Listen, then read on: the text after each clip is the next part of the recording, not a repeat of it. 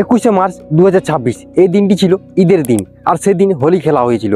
আপনারা কি এই কথাটা স্বপ্ন ভেবেছিলেন? না, আপনি হয়তো স্বপ্নও এই কথাটা ভাবতে পারেননি, কারণ ঈদটি হচ্ছে মুসলমানদের ফেস্টিভ্যাল আর এই হোলিটি হচ্ছে হিন্দুদের ফেস্টিভ্যাল। তাও এই দিনকে হোলি উদযাপন করা হয়েছিল দিল্লিতে হোলি উদযাপনের কারণটা কি আপনারা কি জানেননি?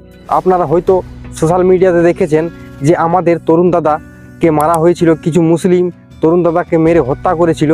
তার জন্য কিছু আমাদের হিন্দু সমাজের লোক একসঙ্গে সংগঠিত হয়ে ওরা বলেছিল যে এরা আমাদের হোলি খারাপ করেছে, এদের ঈদটা আমরা খারাপ করব, আমরা ঈদের দিনে হোলি খেলবো।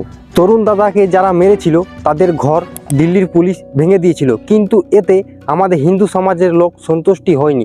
কারণ হচ্ছে একটা মায়ের কল ফাঁকা করে দিয়েছে ওই আমাদের পরবের দিনে, আমাদের ফেস্টিভ্যালের দিনে। তার কারণে আমাদের হিন্দু সমাজের লোক অনেক রেগে গিয়ে এদেরকে বলে দিয়েছিল যে আমাদের এরা হোলি খারাপ করেছে, এদের ঈদ আমরা খারাপ করব। তার কারণে ঈদের দিনে হোলি খেলেছিল দিল্লি। একটা উৎসব বা ফেস্টিভ্যালের জন্য কাউকে মারাটাকে ঠিক, এটা কোনোদিন ঠিক নয়। কারণ হচ্ছে ফেস্টিভ্যাল বা উৎসব তো আবার চলে আসবে, কিন্তু যাকে এরা মেরে দিয়েছে তে কি আবার ফিরে আসবে?